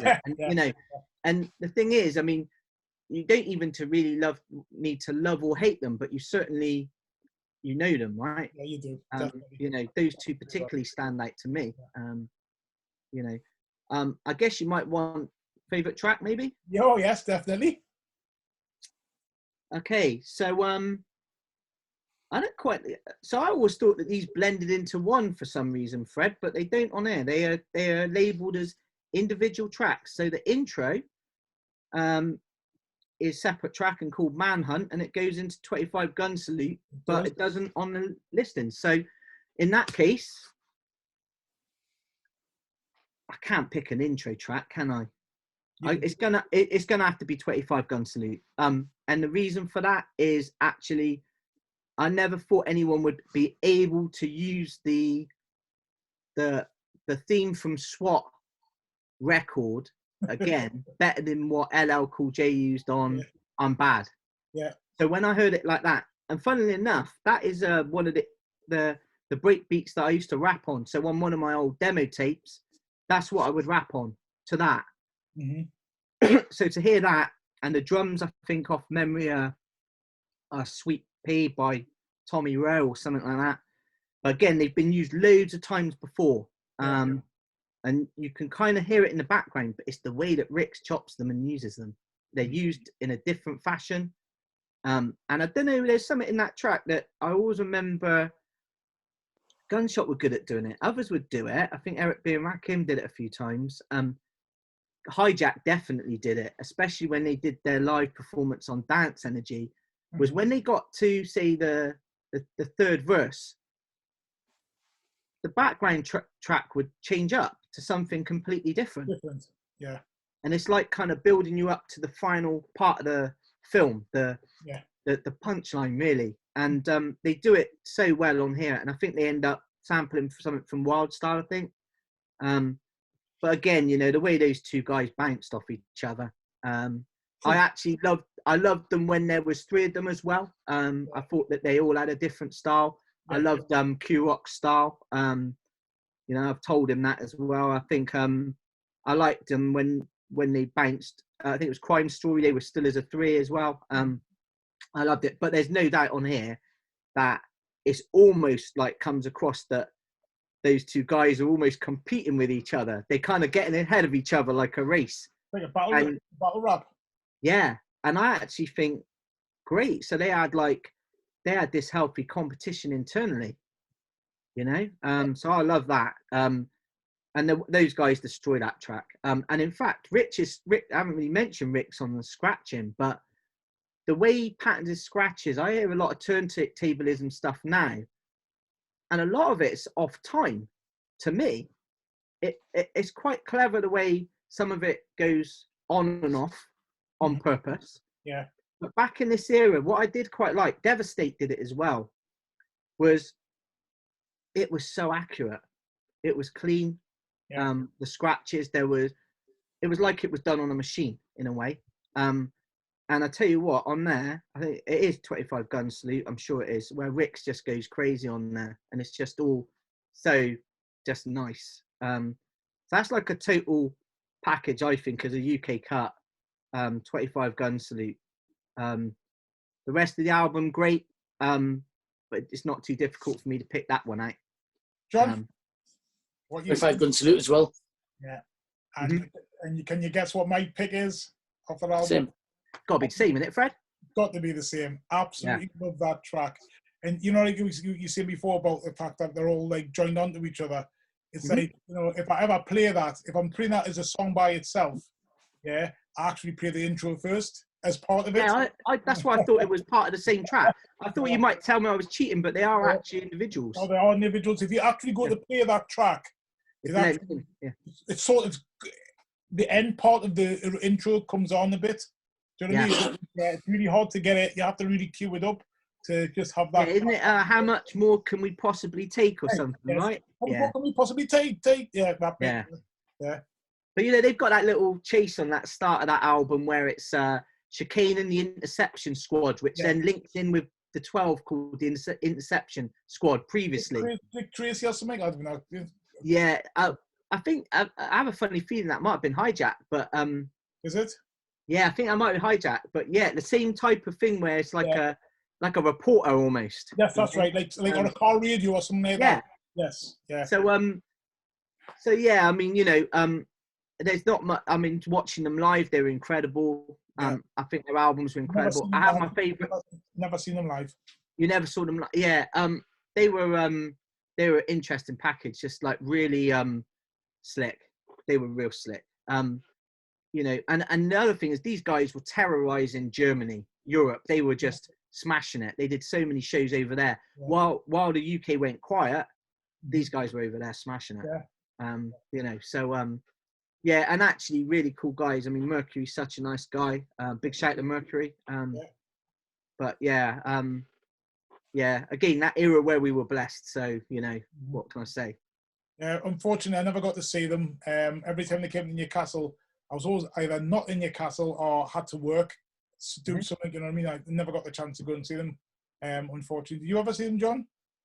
Yeah, I've seen them about 3 or 4 times in Newcastle. No. Yeah, they were in Newcastle a lot. Yeah. You can see they love playing Newcastle, but I never got the chance to see them ever. Hey, to be honest, Fred, the same thing happened to me with Big Daddy Kane. Yeah. You know, my kind of idol MC, if you like, you know, from the US side. And whenever he played, I always had plane tickets somewhere. I was always, you know, I missed him, and you know, and then finally managed to catch him a couple of years ago, and wow, you know, but Gunshot. I mean, I've heard everyone say their stage shows were good. I mean, what do you think, John, when you saw them? They were class. It was obviously because of the energy of the songs. The whole place was like just absolutely banging everywhere. It was really good, and we were going back years ago now. So I'm sure I saw them at the Riverside maybe 2 or 3 times. Yeah, Riverside. And I'm sure I saw them at the Northumbria Student Union as well, possibly. Well, it's about 3 or 4 times I've seen them, but absolutely brilliant live. Okay, cool. Okay, last record. Wow. Here we go. I have 3 versions of this as well. You're just greedy. I'd forgotten I had 3 of these actually. Right. So right, this is where I look like a real fan now. So there's don't get too excited, but there's that bit. Yep. Right. There's the slip mats, which actually came courtesy of another Niraj, another good friend of mine, Niraj Kaushal in London. There's the slip mats, which I couldn't get hold of, but he hooked me up with. That is, I think that's the version that... You're actually not going to use the slip mats, are you not? I must admit, they were on until I had some other ones that I sneakily managed to get produced, but that's a bit of a Tuff Crew thing, which you might know a little bit about. But yeah, they've been flipped out for these, which are some limited edition Tuff Crew ones, which we've been producing. So nice. Yeah, so but these will go back on. Don't worry. These are quite a prized possession. I think I'm keeping them in good condition. That's what it is. That's fair. So this version of the album, this is Horns of Jericho. Obviously, this is the version that Comanche Sly, I think, and Undercover put out, which was how it was originally intended, I believe. I've got this version, which was the version that I think Supreme brought out, which was a mixture of the 2 albums together with new artwork and split up on a few extra vinyls. In fact, this has also got, I remember this has got the Hold No Hostage original demo that Supreme did, which he's quite renowned, I think, for not putting any demos out. No one really gets to hear them if they're not finalized and finished. Right. But when you hear that, it's kind of like this, wow, so this is the bit that came before, you know, Hold No Hostage actually was released and produced. So quite interesting, and quite a nice package that. Yeah, but this one, I suppose this one holds the most value for me. So this is the one I bought at the time. Yeah. And I was very fortunate because slightly different story, but I managed to get into one of Supreme's video shoots while in the video for Breathe, when he did Breathe. And I got to meet a lot of HQ, so the, you know, HQ squad. So this one here has got some scribbles on it. There's one from Supreme, there's one from the Ice Pick, and there's one from Shaka. Yeah. So 2 of the nights, I will try and get Comanche Sly to scribble on it if he's game one day. And I missed Hunt Kilberry. Finn wasn't there that day.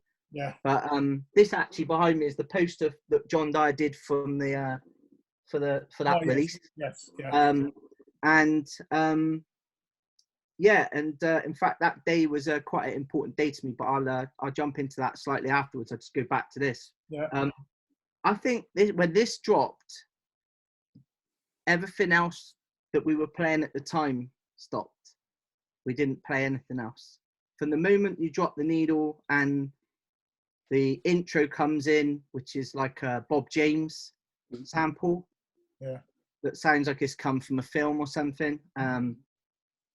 From that moment that drops and then goes into Phantom of the Opera, it was like, all right, move over. Everything else that was out at that time, it certainly was to me and the people I was around at the time. The anticipation for it, And when we saw that cover, which I think we got a sneak preview of that, amazing cover, on a Rhyme Syndicate release, it was on the backs in a small little miniature. And that's the first time we saw it. But, you know, we thought they were in a submarine or something, you know, but it just, to me, looked absolutely menacing. And we were used to Public Enemy covers. We were, you know, and these guys are wearing, like, you know, military respirators and, you know, and hazmat suits and all that nonsense. And look deep in the bunker. Deep in the bunker, and then you've got the thing on the back. It's a similar thing. They're on the top of the rooftop. They just, to me, look like, it was like some sort of almost raiding the embassy business, you know, like very, you know, we were in an era at that time of the Iranian embassies and bombings and stuff like that, and hijacks and hijacks, and so I just think that everything about it, the title of the album, I think the logo, I mean, you know, will someone show me a better hip hop logo than that as far as British simplicity and cleverness? I mean, I'm sure we're all big fans of Public Enemy and, you know, those logos. Personally, I think it was a genius. I think the kind of ransom note writing, the barbed wire at a time where everyone wasn't really putting barbed wire on stuff. They did after, kind of thing. But that to me was, you know, undercover looks menacing. You know, you're kind of trying to work out who's who because, you know, everyone's masked up. You know, this thing of like these stone hammers and stuff. It's just literally like we're going to go in and do a job and get out. But with like precisionly executed. I think it's for me, it's one of those things where if you were in a record shop and you hadn't heard of them before, say you're American and came across here, and you're just scooting through the hip hop collection in a record shop, that would make you think, who are these? You would look and think, who are these? I need to listen to that. And I think back to what we were saying before, logo and sort of the imagery, the package. Package. And you know, and that's without even getting, I suppose I've touched on the music with the intro, the way it dropped in, but I mean, you know, the way that Supreme produces stuff is, I think, was way ahead of its time. And don't even get me started on the cuts, because if you can find a better example on both sides of the pond at that time, of scratching that they did on, I think Star Wars was first up, right? It's just the precision of it, and the patterns, you know, people might be doing it now, but they weren't doing it then. And I think Undercover and Supreme, you know, without blowing smoke up their tailgates, I just think they were, they might not have been into all the tricks and all of the DMC competitions and all that stuff, but when it came to scratching, I think they were elite. And I actually would go as far as saying, I think K-Sly as well, at that time, I think personally, K-Sly was I think he was miles ahead of people, you know, and he liked to battle everyone. He liked to just go, and it's like literally, you know, I don't know if you've seen, I never saw them live. I was gutted to never see them live, but their live show, when they're kind of, you know, they bring him out, like, you know, I think it's Undercover carries Comanche Sly out, you know, like in a kind of t-shirt, t-shirt. Yeah, it's kind of pretty, and there's all like they've got like fire extinguishers, and you know, it's just got this atmosphere about it. And I think they were the total package. And I think what happened when they got to this sort of point was no one realised that till then that Undercover rapped. People always mention that.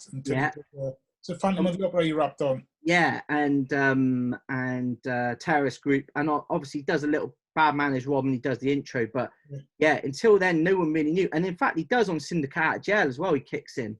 And it's like this kind of henchman, the way they sort of bring him in, but his voice is so different to K-Sly.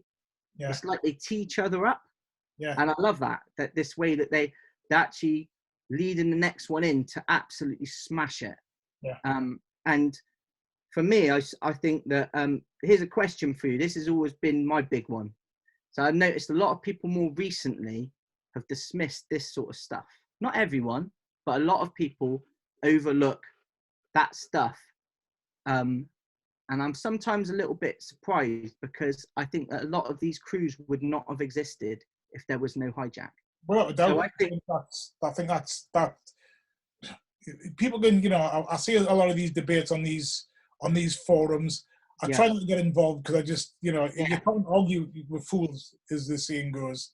It is about opinion, but there's some things you can't argue with. I think if you think an album's better than another album, I can't argue with that one, because we can argue and say, well, I know I disagree with you because I think this is better.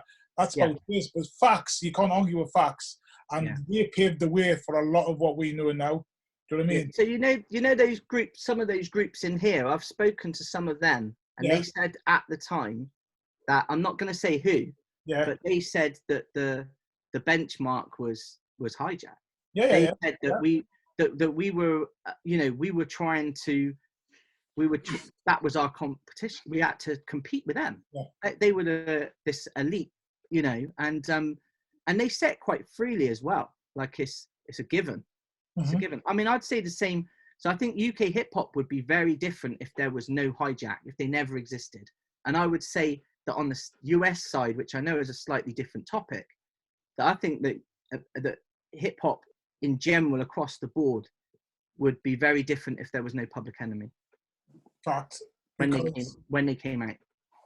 It was a yin to other people's yang, I think, when you're talking about things like, the political stance, getting young people to read books, Public Enemy, I always say this, Public Enemy, one of the groups that got me to start reading books. When they were mentioning things, I'm thinking, right, my dad, my family have books. There's a bookshelf, and there's a book on there about Malcolm X, there's a book on there about Martin Luther King. I've never read them. I pretend I know about them and say they were fighting for black people's rights, but I didn't know anything about them. They made me pick up books and want to know, what is Chuck D talking about? Why is he mentioning that? Let's look into the Nation of Islam. Why people are mentioning that? Everyone's talking about Islam being this bad thing. I want to know what it's about.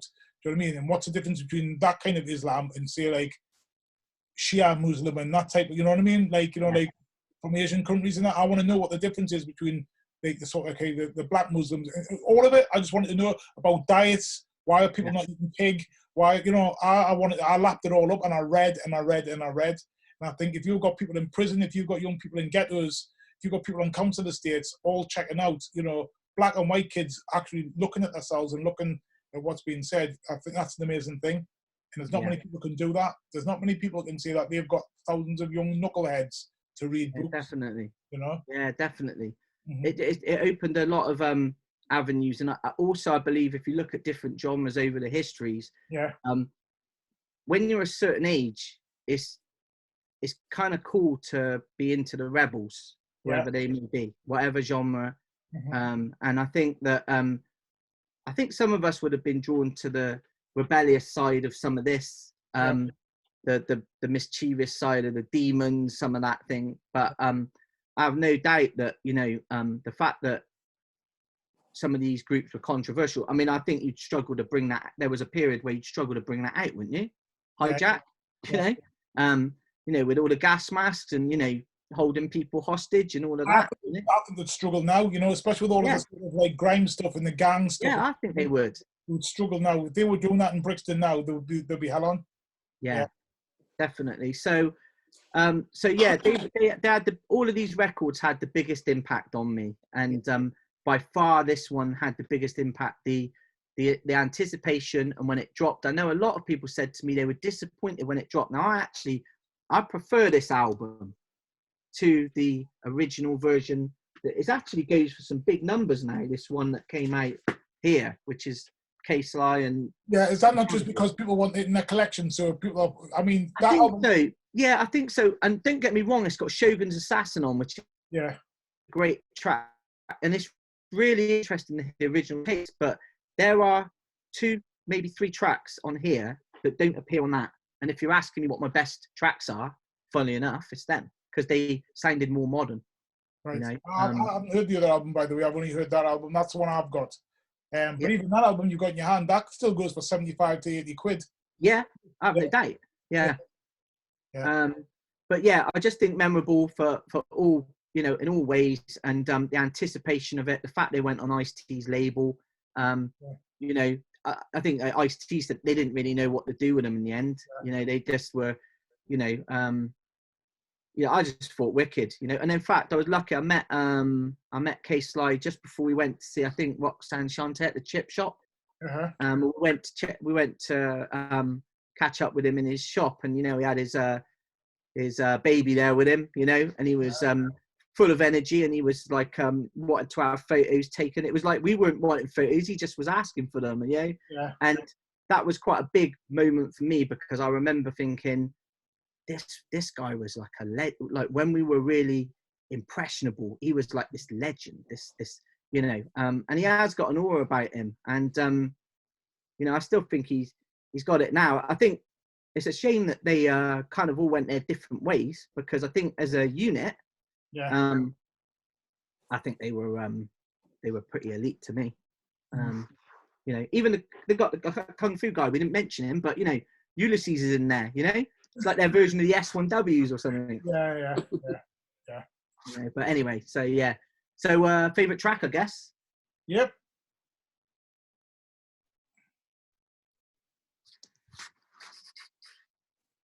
Now this one, believe it or not, the intro does roll into it, Fred. So there's one track. But I'm not going to go for that. I'm going to go for this for one very good reason. I'm going to go for Hijack the Terrorist Group. Okay. And there is one really simple reason. I do love it. I love the lyrics. I love the beats in it. Sound a bit military. This image, I think there's a line in there. Hope this doesn't sound out of turn, but yeah, 4 spades in a renegade. Yeah. I just remember that. Yeah. I could picture them going through like LA, the UK guys, and it was just kind of quite blunt and straight to the point. But the line for me is the British nightmare to America's dream. Yeah. I mean, come on, you're on an American label, right? You're touring with American guys that have really made it. Ice-T, Donald D's, yeah, even Everlast at the time was huge, right? You know, all of these artists, you put one track on there on the start, which is Syndicate Out of Jail, which mentions everyone on the first side. And the second side, you get to the point and you just stop all the music, the British nightmare to America's dream. Yeah. I mean, that just says it all to me. The having the balls to do it, you know, and it just resonates for me. It was almost like, shut up. Yeah. It's just, this is us, take it or leave it. You know, I know I've heard people say, you know, about the accents were slightly going American and stuff like that. You know, I mean, I'm not being funny. If you listen to Star Wars, K-Sly rapped like that right the way through, from Star Wars to the end of this. So if people didn't like that and they sort of rate Star Wars, I find that a bit surprising, really, because I think the voice is the same. The delivery is intense. The accent is the same. I think what happened, it maybe became a bit fashionable to pinpoint people that weren't sounding, that almost weren't rapping in a London accent. Yeah, I think, you know, we're back there again with accents on, and I think one of the things that always gets labelled as well is he tends to even talk like that as well. Yeah. Still to this day, sometimes I think that's what gets labelled at him. It's sort of like that. Well, you're British, you know, you're from South London. You know, I'm not running him out about it. It's his music. He can do what he wants with it. But I do see where people come from, and I do sit in that argument and say, well, yeah, why is he sort of like, you know, like, so when you see him on some of his social media, I think that's where people sort of like, but you can never take away that he has produced one of the best UK, well, not just UK, but one of the best hip hop albums of the time. Yeah, he was part of that, and you can't argue with that. You know what I mean? I mean, people like Chuck D, rate him. You know, Chuck D and people like that talk about him. And I don't know the ins and outs, but as I understand, they did a show in Birmingham, and they were supporting Public Enemy, and they stole the show. Yeah. I mean, how the hell did you manage that? You know, when Public Enemy are at their absolute pinnacle, we've all agreed, I think they're pretty amazing live. Yeah. You know, that would have been quite a feat, really, I think. Shows how hungry they were and gutsy. So, yes, they're in the same country that they're from, but they're not actually from, you know what I mean? You know, Yeah. In Britain, people can be quite territorial about what country, what area they are in the country. You know what I mean? So they come from South London to Birmingham to do that is pretty amazing in itself as well. Because you'd have to be really good to take over the crowds, wouldn't you? Do you know what I mean? Yeah, definitely. And you know, the funny thing is, when I've spoken to these guys in person, you know, they're all down to earth. You know, they're down to earth people. Yeah. When I was not lucky enough to be on the Breathe set, you know, had a little kind of a little rap exchange with Q Rock even there, which was kind of cool. But got the lowdown on things from Ice Pick that you wondered as a kid and all of this sort of stuff. And it was really quite an insight, and I felt really blessed to be on that. Yeah. To be there, and that's actually when I met John Dyer and Neeraj Kaushal. You know, so and it was a really good day, and in fact, it lit the fuse. So the reason that the rapid fire thing stuff that had been canned, because we got close to getting a track on a Music of Life album. Yeah. Back in the days, and that was, and then like a lot of things, people go in these directions. My brother went off to the States and played American football, and people went off in different directions. You know, and started doing solo stuff, but come back round robin. And I think that also Mercury played a part when he said to me about that rapid fire name. He said, you kind of got to do something with that. So at the moment, we're in the lab, we're back recording. Nice one. You know, which is, you know, I actually think thanks to those guys, because they really did like that fuse again to get in the mix. We've got a track, DJ Too Tough from Tuff Crew, laying some cuts on, so there's some stuff coming out there. Whoa. If you like, exclusive, we like exclusives. Yeah, yeah, that's an exclusive. I did speak to him last night, and he was cool with me letting that one out. But yeah, we're working on a track, particularly called Siberian Rampage, which features Too Tough. If you like the stuff that I've been showing you, I think it will be your cup of tea. It's kind of a little missing piece of the puzzle. We did some shows back in the days as Rapid Fire. They went down well, you know, and then we disappeared into the midst. So, you know, but yeah, the hunger's there, the sound's there. We've got some assistance from the US side of things as well. I've produced a track for DJ Too Tough as well, called Theme from Tuff. I've done a remix of Tuff Crew, a Tuff Crew track. That may see the light of day. We're not quite sure yet. Just depends on the other guys. So big shout to Ice, to LA and TL as well from the Tuff Crew. But we figured there was a bit of a link between the UK and the US, because funnily enough, a lot of these records that I pulled out today, a lot of those guys have also cited inspiration from the Tuff Crew. Yeah, which is interesting, particularly Gunshot. So Mercury talked to me about that. And actually, when you listen to it, it's quite clear that, in fact, I think that the UK sound does owe a little bit to their record. Because they had the crazy DJ doing the crazy scratching, which sounds like our recipe, you know, our recipe. Fast beats, fast scratching. Does that sound like early UK hip hop to you? It does, but also though, you could put it the other way and say, did Americans start listening across the river, across the sea, and because remember when they were coming across to the UK, these guys were supporting them, and what were they taking back with them? Do you know what I mean? Yeah, so, it's true. I mean, and I must admit, one thing, he's when I've played him stuff, he knows of Hijack. Yeah, you know, he knows of Gunshot.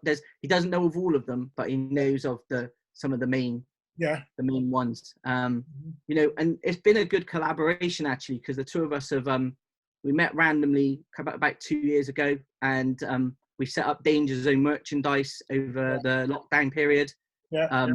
Which is the first time. It was really to cater for the European tours for merchandise and stuff like that. So things like the T-shirts, and, you know, I showed them earlier, things like the T-shirts that have never been available this side or in Europe. You know, we've got all this stuff, and the slip mats there. So if you're a bit of a Tuff Crew nut, then it's got the titles of the top 10 around the outside and all that sort of stuff. and there's more stuff coming. It's just the start of it all. Where can you buy? Where can you buy that stuff from? Can you tell me? Yeah, so it's available at the moment. It's a Danger Zone merchandise /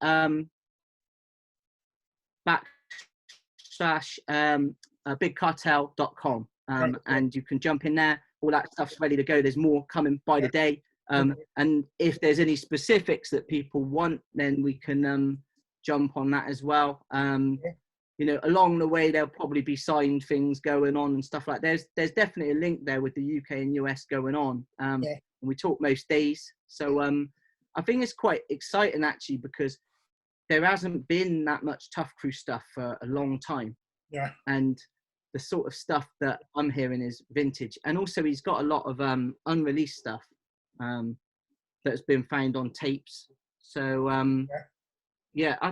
it's going to be quite interesting little twist there. If you like Tuff Crew, and if you'll give Rapid Fire a listen, then you know you might this stuff's coming out this year. So hopefully when Uncle COVID nicks off, Tuff Crew plan to come, and obviously you've got the merchandise. So is there a plan that they will come to the UK or Europe? Yeah. So they already have a big festival which was originally planned this year in Netherlands, so near Amsterdam. All right. There is, I believe, another date booked there, and there was talk of 3 dates for the UK originally. I'm sure that would materialise into one. I know the guys got their passports. That was one of the big things. It's not that big for us, might be going forward, but for those guys, you know, a lot of them don't necessarily travel out of the US, you know, all the tours. I know he's itching to come over.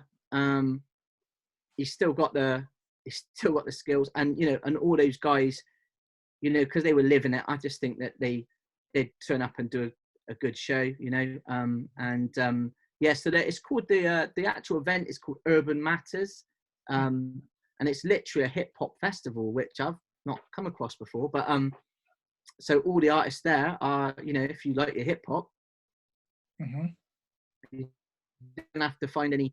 You don't have to ferret around and listen to all these other things and then find a hip hop act in there. Literally, it's back to back. So, you know, so it actually sounds like us guys this side of the pond. I think it would be a bit of a crack to go over to that. I reckon. Yeah, I think it would. The only trouble with me is I hate festivals, but you know, I can't be bothered to stand. Well, even a hip hop one, Fred. Even the hip hop one, I just can't be bothered to stand in the field for hours, you know, and then lose your mates when you get to the toilet, and then the toilet's full of. That's true. That's true. But you know, so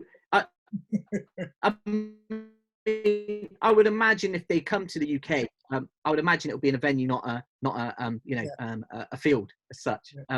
But I think if the will's there, then I think it will happen. You know, it's trickier getting, like, one thing I've noticed is trickier getting a band over. Yeah. Okay. Because more, so you know, but yeah, I think that the will's there. So you know, watch this space, as they say. And hopefully you'll be supporting them as well, yeah? That would be a thing, wouldn't it? Yeah. You never know that. Never know that.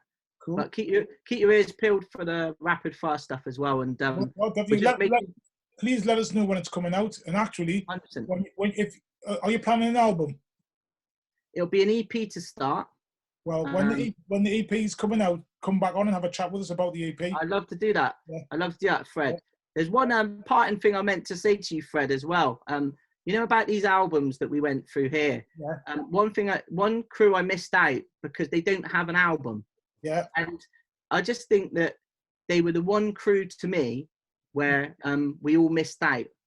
And I think if they'd have done an album, it would have jumped straight in there. And the crew that I'm talking about is Hard Noise. I think they produced 2 amazing 12 inches. And the quality was as good as anyone. Yeah. And I think that if they at that time had done a full album, I think that would it was so rugged, you know. Shout out to AJ. Respect. Yeah, definitely. Yeah, definitely shout out to those guys, and just a big props there, because I think they were just heavy, and they don't get a mention because they haven't got an album. But you know what? They've got an album of sorts on there, like a sort of a collection of music on a CD. Yeah. But yeah. Okay, it's a good shout. So definitely a good shout. I hope I haven't bored you guys. I normally do that. I haven't bored us at all. I think it's been fascinating. I had lots of questions to ask you, but I've never had a chance to ask you. So hopefully when you do your USA one, we'll be able to come back and do some more of that, because you've had some really insightful stuff to talk about on those albums.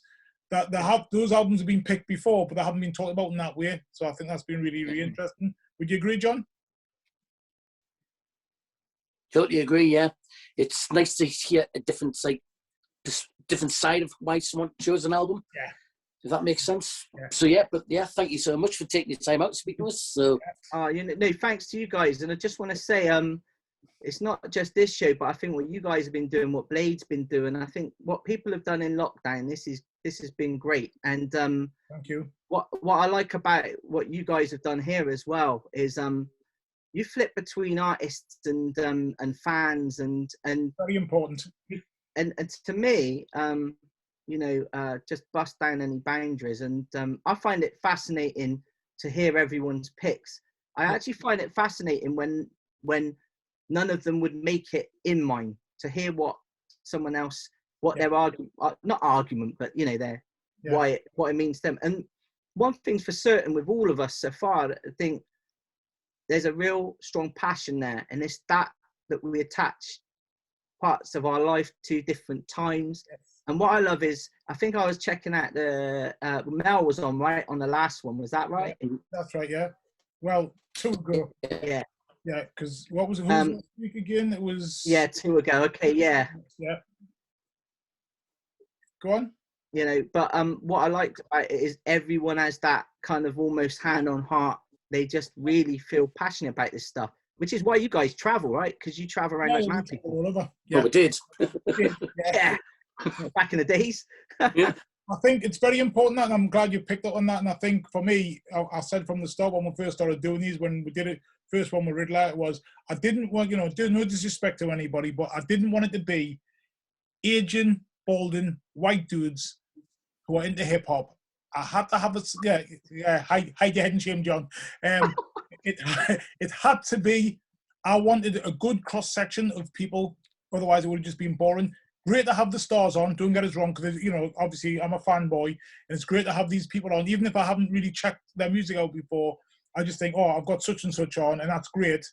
But it had to be people from around the country. If I can get people from abroad, that would be brilliant as well. You know what I mean? So we had Mel on from, I was laughing the last time, we've gone international. We went across the border into Scotland. Yeah. Amazing. Okay. We didn't just want people from London. We didn't just want, I wanted black people on there. I wanted white people on there. I wanted males. I want females. I want gay. I want straight. I want a good cross section of people who live and breathe hip hop, either as a fan or as a DJ or as a rapper or as a roadie or whatever it is. You know what I mean? As a graphic designer, whatever it is that are banging to the hip hop, graffiti artists, break dancers. I want the whole lot. I want everybody's to have a say in what they've invested a lot of time and money into, because I think that's important. Yeah, definitely. Yeah. Definitely. So, before I forget, I've got to send just a big shout out to James Watson, obviously, for pointing this in the right direction. And also big shout out to the Rapid Fire guys. So my brother Secura Core, Deputy C, aka DJ 5 Animals, and guest appearance from Mamba as well. But yeah, thanks to those guys as well, because you know what, it's all helped to keep this alive. And it's funny where these little sparks and fuses get lit from, guys. So when you bring the EP out, let's get all them on. Let's have a chat about the EP with all of them on. I think that'll be interesting. I'm going to sign out now because we've been on a while. Thanks for tuning in, everybody. Any last words, John? Thank you so much. It's been enjoyable. Look forward to hearing you say US ones. And hopefully you get your crew in as well. So when the EP drops. So thank you. Yeah, I appreciate you putting me on, guys. Thanks a lot and all the best. Anytime. Okay. Cheers. We are the Vinyl Vandals. Thank you, everybody, for listening in. Like I said before, we are interested in everybody having a say on their favourite 5, not just the usual suspects. So if you've got 5 albums that you think you would want to talk about with the UK or the USA, please get involved. We are the Vinyl Vandals. Shout out to our other soldiers, Riddler and Julie. And it's peace from me. Thank you. Thank you. Thanks, guys.